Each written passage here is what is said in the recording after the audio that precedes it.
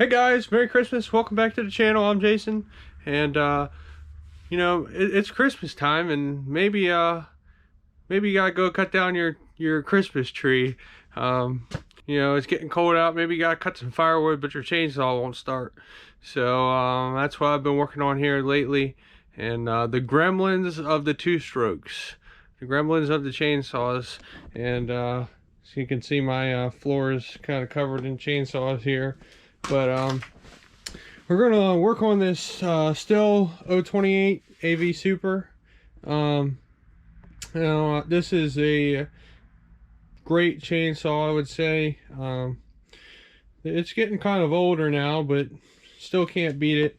I believe they were made from 1979 to 1990, so about 11 years. You know, lots of different changes over the years, but I believe this is a 1983 model. They were all about 50 cc. You know, they were really homeowner saws, but you know, they're the top of the line homeowner saws. So you know, it's just a very well built saw. Great power for, you know, cutting down a Christmas tree or whatever. They came with, you know, 16-18 inch bars. But I was cranking on this one and cranking on it for a while, but you know, I could get it to run and pop for a second, but you know, it just wouldn't stay running. So I thought maybe it's the carb adjustment, but you know, I tried fooling around with that a little bit, but still couldn't really get it to run right. So we are going to take apart the carb on this and clean it, probably put a diaphragm in it, and we're going to put it back together and go cut some wood. Now, if you are having trouble getting your chainsaw started after sitting a while, it might be a good idea to check to see how much gas is in it. And you know, I know there's some gas in there. And you know, another thing, if it's just been sitting for a while and you just can't get it to do anything, you might want to, you know, pop this cover off and take the air filter off and spray some starting fluid down there. It might help it get started. But so let's get to it. We're going to take this little cover right here off. It's just a twist right here and it'll pull right off. Then we got to take the air filter off. It's just two flathead screws. Alright, so I got the air filter pulled off there. We're going to take the carb off. This is the carb right here, the carburetor, the fuel make it happener. And it's just two 5/16 nuts. So we're going to take them off. And now what happens is, these chainsaws, you know, these two strokes, they sit for a while, for a longer period of time. And they there's diaphragms in there. They're like, I don't even know what material it is, but they get really hard and stiff after a while.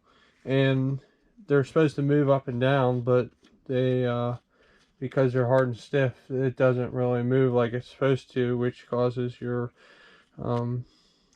equipment not to run right. So you know, and two strokes are chainsaws, weed whackers, all that stuff. They're very like fickle. Like even the weather, if it's cold or hot outside, will affect, you know, how it runs. You know, you might have to tune the carb a little bit to, you know, do that. Or if they sit a while, you can sometimes get away with just adjusting the carb and they'll run better. But they're just very fickle. A lot of things that, you know, are minor details that can go wrong, and that type of stuff. So now to get the carb off, we also have to take this black handle piece off. So we're going to flip it over, and there is a little flathead screw that holds this black top piece on. So go ahead and take that off. Okay, so I got that screw out, and this here should just pop off like so. And this here is your throttle response lockout, so don't lose that. But and then this is the throttle linkage right here. It just fell off, but might be a little bit more difficult putting it back on than getting it off. But it just kind of sits in there on a little rod there, a little cup, a little circle thing, and it just sits in there, and then that'll come out. But so we're gonna pop this off. Got a little screwdriver here. It should just pop off. You got a vacuum hose at the bottom, and it just pushes in, so that should pull out like so. And then you got your fuel line right here. Just gonna take a pair of needle nose and pull that off a little bit, and it'll just pull off there. Then it should pull just right out like that. So this is the carburetor. This here is where the fuel goes in, and it's got a little screen under this plate, and you can take this plate off. It's just a flathead, and we'll go ahead and take it off and see what it looks like. You know, there's a little screen in there that gets clogged up sometimes if your fuel filter isn't doing a good job, and that'll also cause it not to run. But we'll go ahead and take it off and see what it looks like. So I got that popped off. That's what it looks like. Here's a little screen right there that gets stopped up. And you know, if you're taking it apart, it's been sitting a while, you want to make sure all these little galleries throughout here are open.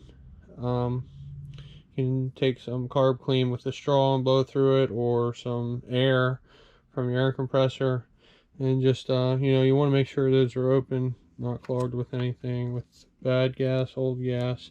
But there's a little diaphragm that it has on that side, just a little plastic one there, and sometimes they can get stretched out, but not too often. It's mostly this one here that has 4 screws holding it on, so it's just 4 Phillips.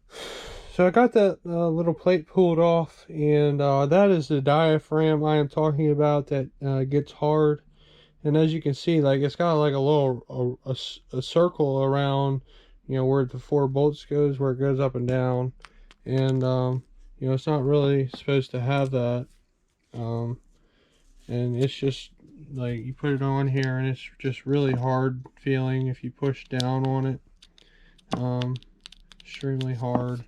And you know, you can hear it crackling when you move it up and down. It's supposed to be very supple and soft, able to move around. Here's a new one. It just, you know, falls. It's very bendable. You can just, you know, see it falls over, bends over, compared to this hard one here. It's very hard to bend. So there's a little gasket here. Sometimes it comes off, sometimes it doesn't. It just when you're putting it back together, make sure the gasket is on the bottom.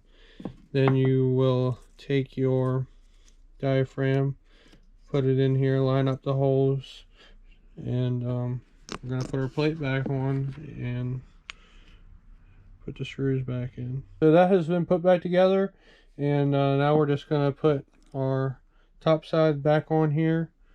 And it only goes on one way, so just line up the holes, put the screw back in. Now a big thing is adjusting the carb.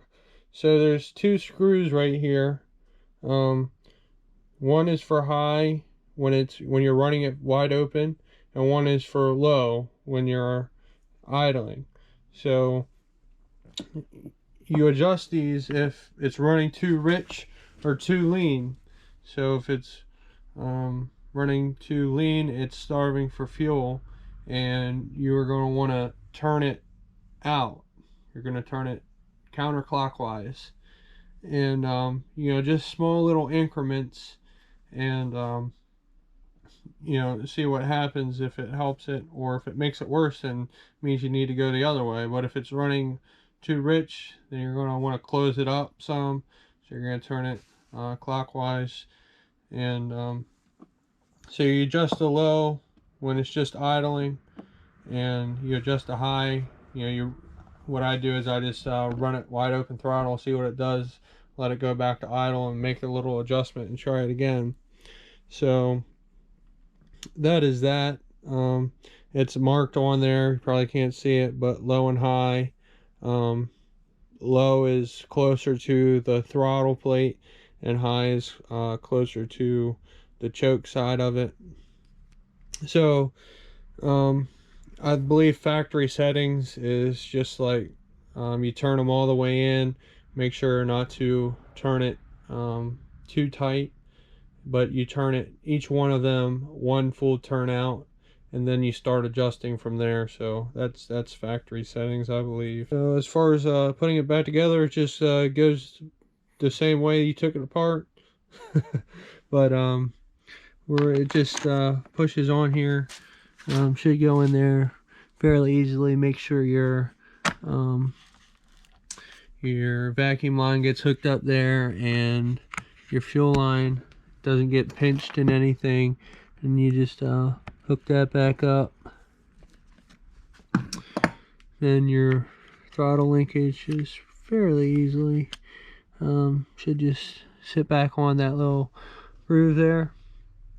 And then you got your throttle lockout, so you just gonna sit this in here like that, and then there's this little notch right here that the spring sits under.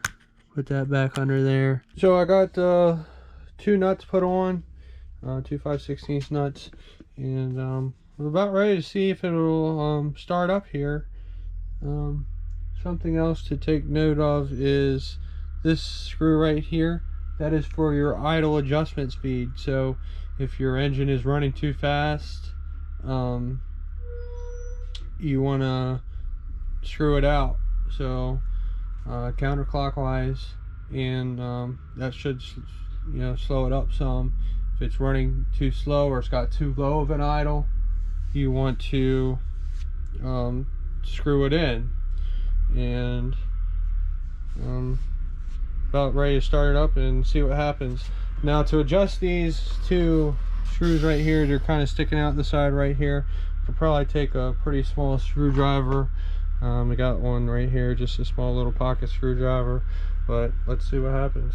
Now you're going to want to go ahead and throw your air filter on, because that will affect if it's running too rich or too lean.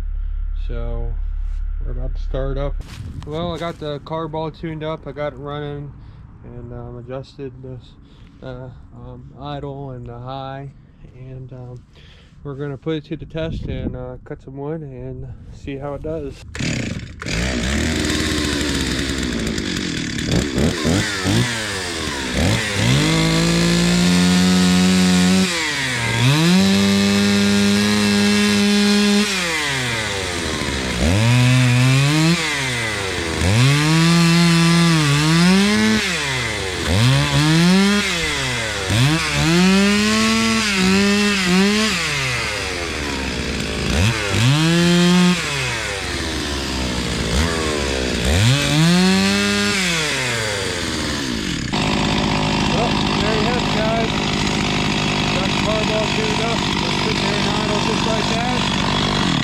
There you have it, guys. Still low 28 chainsaw will start and run, and you can go cut down your Christmas tree now. Go cut some firewood up because it's cold out, and have a Merry Christmas. Don't forget to like and subscribe. Thanks for watching.